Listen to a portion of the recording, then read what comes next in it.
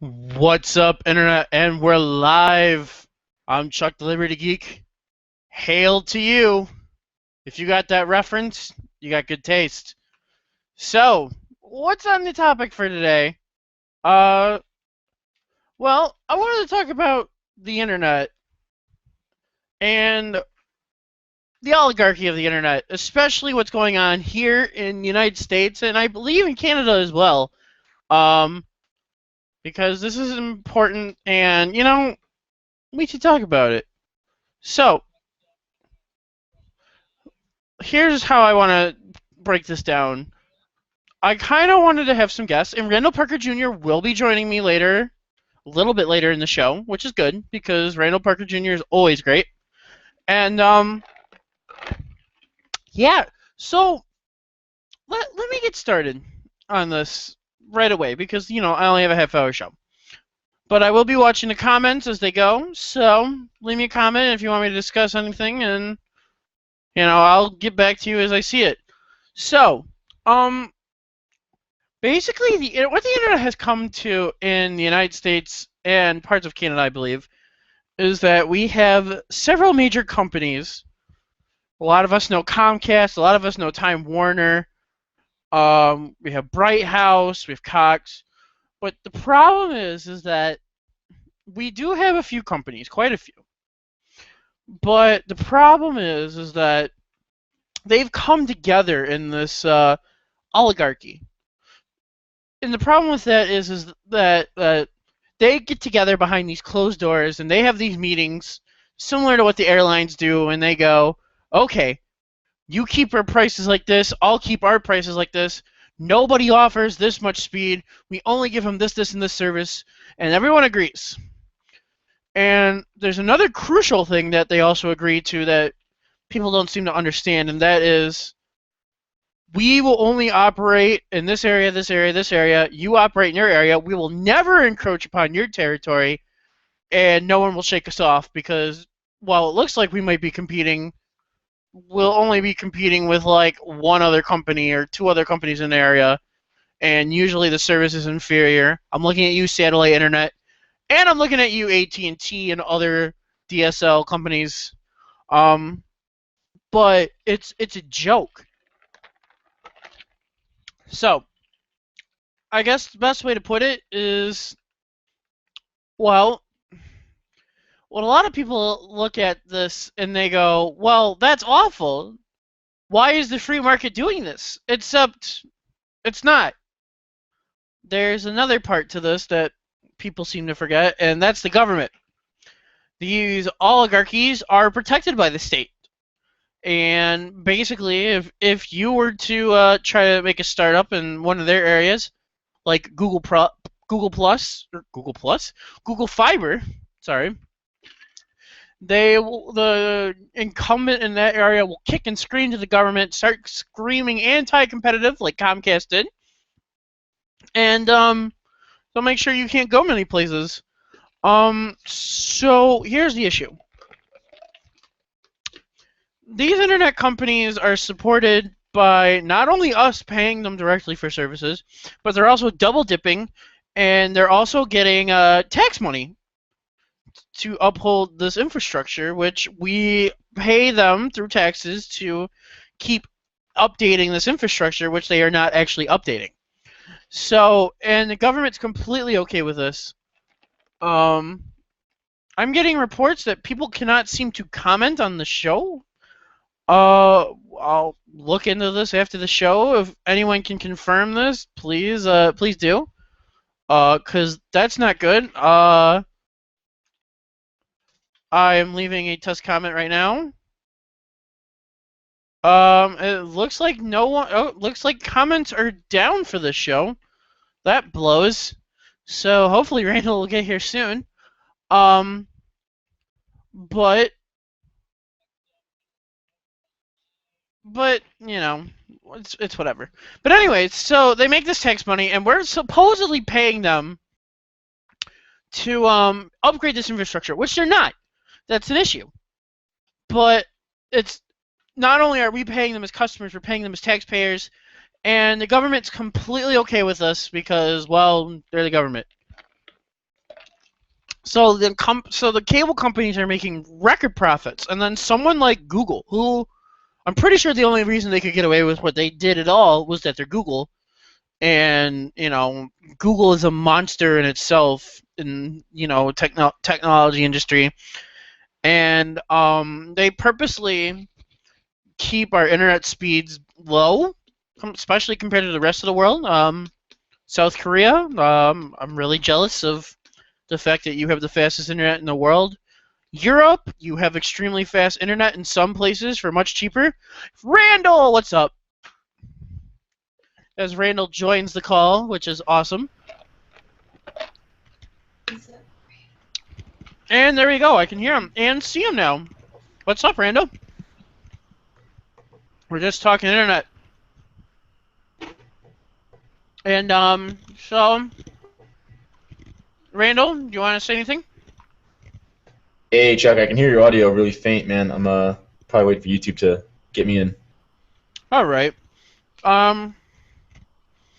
So, as I was saying, we are paying for this infrastructure upgrade that we're not getting because there is no one to compete with these cable companies, because the government won't let anyone compete with these cable companies except for who's already there. And the big secret club just won't let them. So Google Fiber tries to come along and offer fiber connections to. Businesses have been getting fiber connections for a little bit here in the States, but no one's been really offering it at a consumer level, at the home level, the last mile, as it's called. And so Comcast has not been trying. Google has been trying for a little bit, and in one of the areas that Google went to, Comcast actually went to I believe it was some sort of state official and said, look, you can't let Google do this.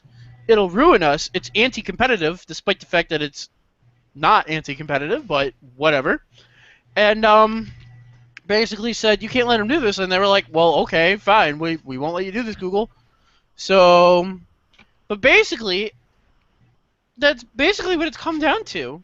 Is they're not giving us fiber, and the government's, despite the fact that government is also paying them to help and give us this fiber connections, we're not. And Comcast, one of the big wigs at Comcast, said that nobody wants fiber in the United States because nobody wants faster internet in the United States. Bullshit. So Randall, you got any comments on anything? Anything? I know. I sure do, man. Actually, I know you do a lot of business on the internet. So let's hear it. Let's hear it, man. So it's kind of cool. It's interesting you're talking about Comcast. I was actually just talking to a buddy of mine on Facebook late last night, early this morning, about Comcast itself, because we were talking about mesh networking and how what that could kind of pave the way to take away the ability of the state to turn off the net or to throttle us or anything like that. And we're having a conversation on that, and he pointed out, well, I have a little mesh network set up in my local area with some people, but I can't use it because I still have to gain access through Comcast or something like that. So that brought up the Comcast issue, and I did a wiki search, and if you search on wiki, and it's not always exactly a font of truth, but you can sometimes find some good sources, and everything should be referenced. That's how Wikipedia works. There's got to be references on everything. And there's a nice little blurb at the bottom under like controversy or whatever on the wiki page for Comcast, where it actually says that Comcast has a history of being known for employing local mayors and congressmen and senators, family members, children, wives. And that's the kind of favors that gets you special treatment, I would say. And when you do that, you give the company a chance to not have to deliver value. You just say, okay, well, here's your handout, here's your favor. And they're especially working on not delivering value. And I'm talking like, all right, we're talking like third world European countries, okay, not even developed ones, but third world countries like Romania, all right, they're getting gigabit, sometimes higher. All right, and not only are they getting it higher, they're also getting it cheaper per speed than we are in the United States. Why? Because as far as I know, in a lot of those places, there isn't a government telling them, hey, you are not allowed to have any competition. They have to deal with other competition there, okay? So imagine, Randall, if you will, imagine a scenario where the state does not exist, and there's Yay! a I love it. yay, and there's a free market on internet. You know what would happen?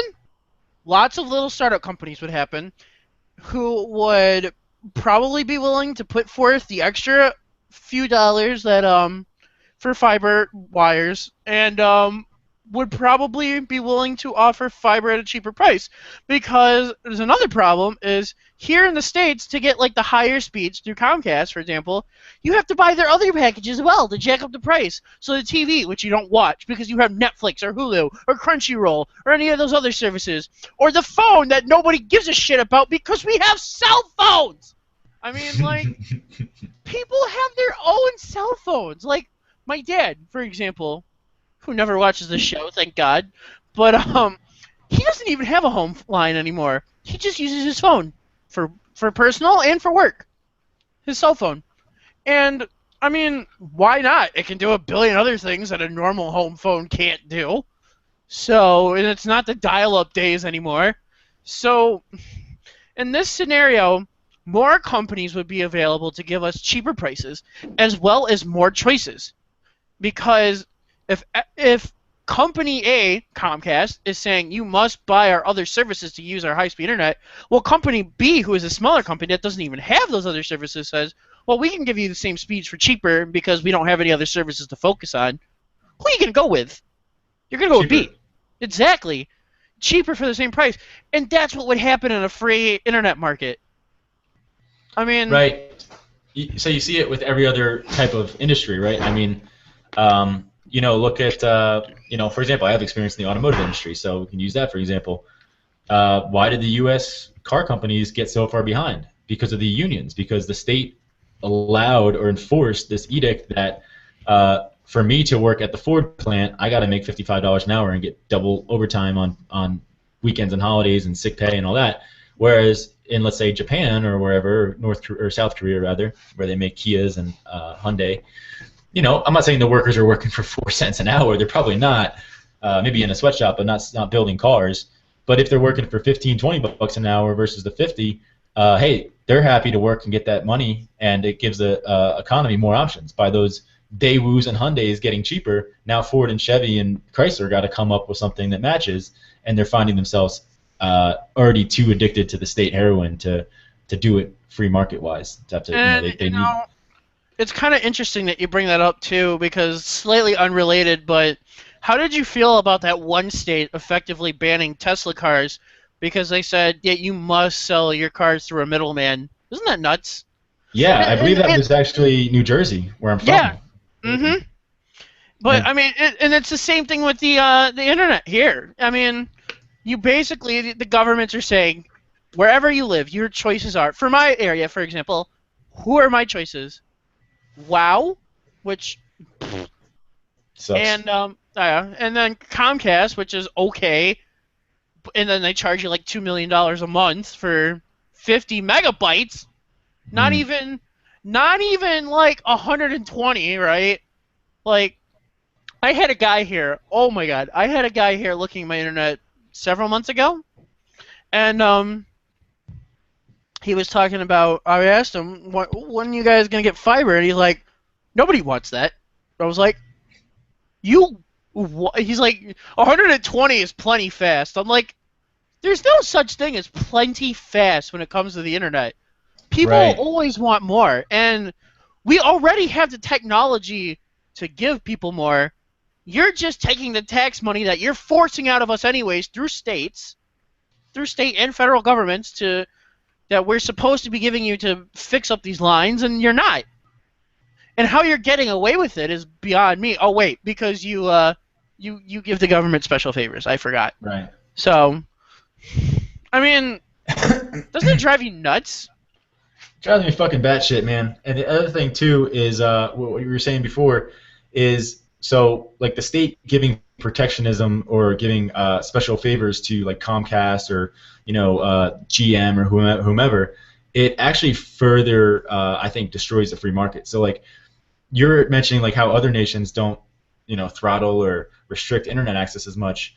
I think it's because those nations see the internet for what it is, as a tool to spur economic growth. Whereas I think in America, the government doesn't want any wave of startups like crushing their ability to keep everything up. They want everything under their thumb. As soon as things start encroaching out from underneath their pigeonhole, it's like intimidates them.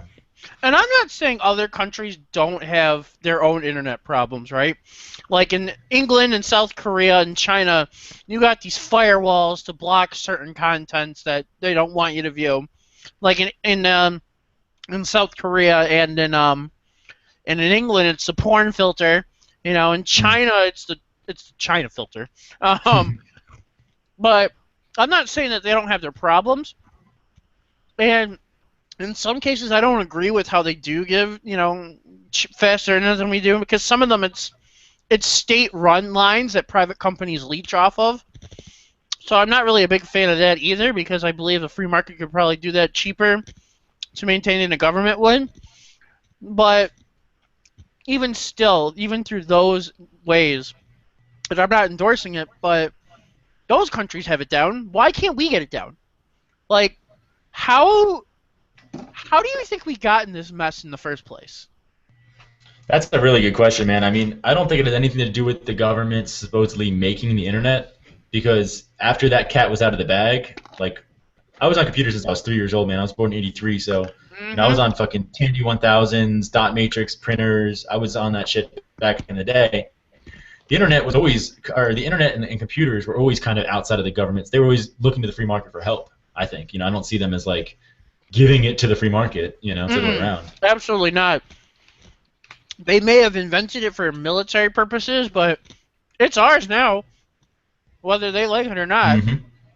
Absolutely. And I think that maybe we're in this situation because the government controlling the ISP, okay, obviously it's not as direct as we like to think it is, because, you know, if they were direct, they would get a lot of flack for it, so they have to do it hush-hush. But I think this is one way to, I'm going to sound crazy, but I think this is one way to keep the people down. I mean, I don't think you're crazy. I'm glad you said it, man, because I was going to go even more hard in the paint with the security stuff or conspiracy stuff, which I'm going to do right now anyway, because I don't care. I think there's a grain of truth to some of this stuff.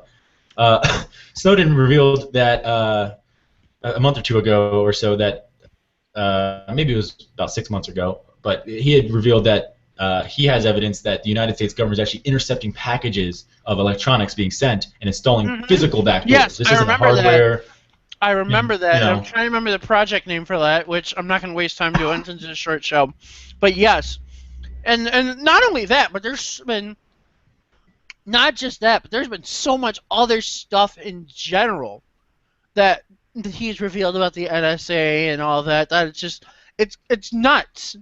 I mean, okay, Linksys. I remember one of the things that he announced was basically every single Linksys router had an actual hardware backdoor that the NSA could get into.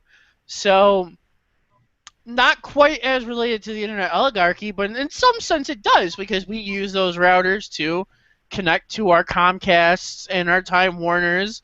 You know, and let's not forget either that I think that the government has given these companies an ego, because they act like, well, we are the gateway to the internet. Well, actually, no, Comcast, sorry. You also have your own ISP. You're just basically a reseller. So, you have Tier 3, Cogent, and there's another big one in the U.S. whose name really escapes me right now. And, you know, Verizon's pretty big. Yeah, but I'm talking people who supply internet to the suppliers, you know?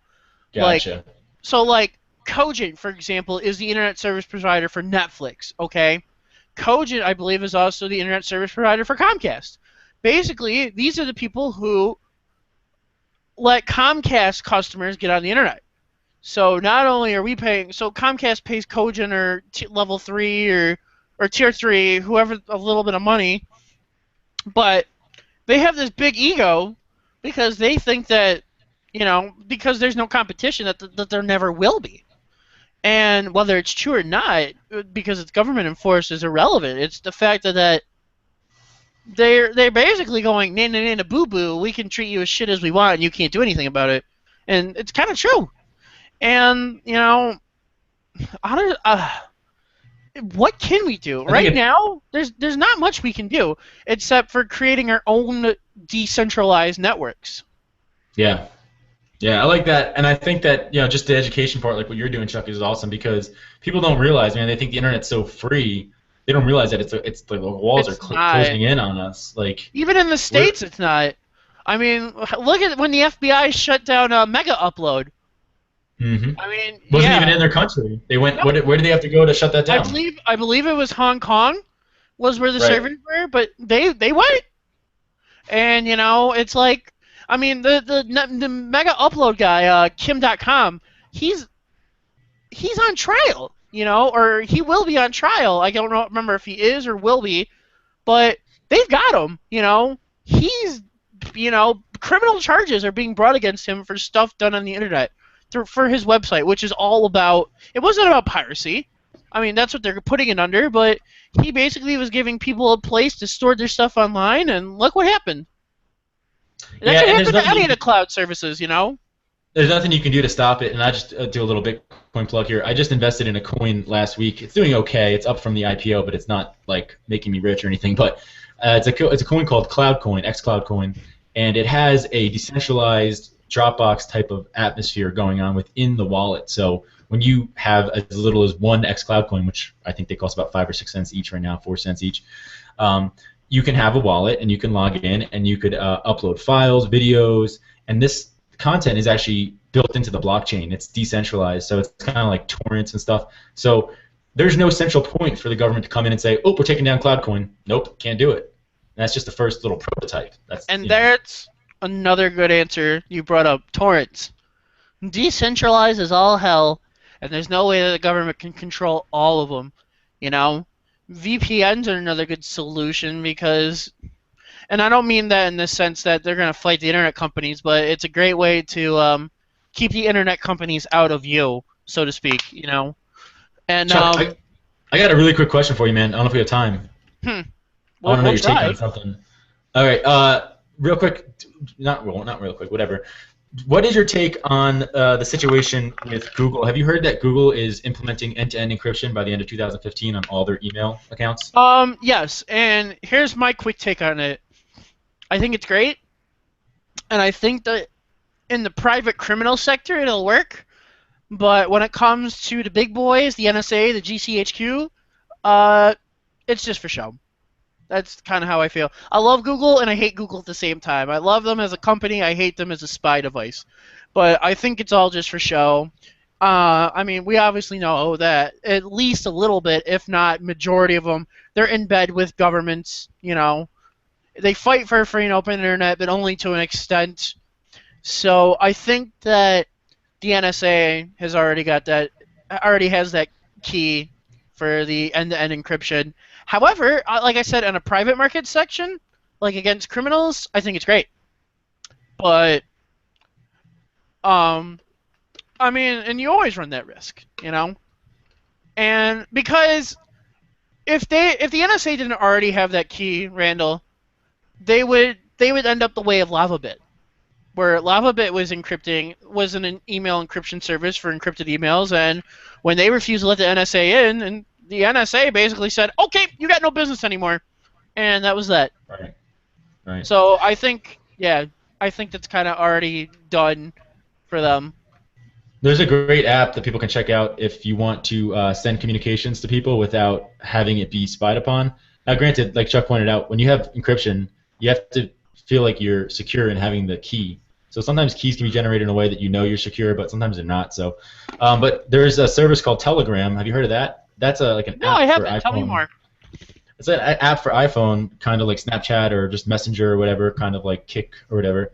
But it has built-in end-to-end encryption, and you can actually do self-destructing messages. So you can send a picture of something, and it'll destroy in 4 seconds or 20 seconds or whatever. Or you can send a message to someone and say, "Hey, I got that X, Y, and Z you're looking for. Meet me at this location," and set it to destroy in 30 minutes. So even if they put their phone down and someone else finds it, that message is gone. And it's end-to-end encrypted, so only you and the recipient supposedly would have access to read or see the That's content. cool. That's really cool. Yeah. I like how we kind of went from internet oligarchy to encryption, but the internet is just such a big topic that you can't just talk about one aspect of it, even for just a half hour. Yeah, man. So. It's weird, man. It's like I feel like the oligarchy is so far reaching that, it's like you said, it's the arms of the state. It's Comcast, it's all these other uh Cisco, all the Hmm. networking companies, Linksys, they all have a better stance to gain from allying with the Working mob than with to them, try to yeah, go. instead of working against them. And in a free market, we would probably have more privacy standards because in a free market, say little tiny business A going against Comcast, who has been known to snoop through your internet connection, and they do because people who get torrents get their cease and desist letters. Stop torrenting shit. Company B can advertise, hey, we don't look through your shit. Do what you want on our service. Doesn't matter. We just give it to you. Yeah. It's yours to do with. And lots of other companies would start following through with that same thing because they want that private business, that Hmm. privacy business. And I don't mean private market, I mean privacy in this case. So free market literally can fix even the internet. Yeah, I Thoughts? just think we need to get the technology out and the awareness out. Right now, the internet is a little too daunting for some people. It's like they know how to use Facebook and Twitter, and that's like the extent of it. Well, So the I other think. problem with the internet is that the general populace who doesn't get it, who do they see? They see Reddit, who is like rabid, and then they see Mhm. Tumblr, who's even more fucking rabid, and then they see 4chan, who is just like, if you don't Troll go to fest. 4chan, yeah, if you don't get 4chan, you don't understand why it's important to the internet. And I'm not saying it's like the be all and all end all of the internet, but it served a purpose of It's being anonymous. It yeah, it's was freedom. literally. I mean, anonymous got its start on 4chan, as far as I know. So, Yeah. but it is literally the epitome of privacy on the internet, or it was probably not anymore. Um, Thanks, Obama. um, but you know, just do a little research. I mean, you look around at these companies and you start to wonder, well, why don't I have more choices? So start looking on the internet about that, and then start looking on the internet about where could these other choices have gone, and look at the internet situations in other countries, and you'll start laughing at us. So, any final thoughts, Randall? We're almost at the 9:30 mark. Yeah, no, man. I think you covered it, dude. Just yeah, tell people to do their own research, and the internet is the one of the greatest gifts we could have ever been blessed with in terms of technology. Bigger and more influential than the cotton gin and the printing press. I would even imagine. I would even argue. Uh, don't let this fall through our fingers, guys. Value the internet. This is something we don't want to lose. That's what I say. I think that's perfect. And with that, guys, I want you guys to know that I would say the internet is the modern printing press, except it's accessible to everyone. And I'd like to keep it that way, and I'd like to keep it free. Well, I'd like to get it more free, and I don't mean free as in beer. I mean free as in freedom, Richard Stallman. Um, but hopefully we'll get there. And it's 9:30, guys. So thank you for tuning in to Liberty Geek, and I'll see you guys next week. Bye bye, guys. Later. Bye. Peace.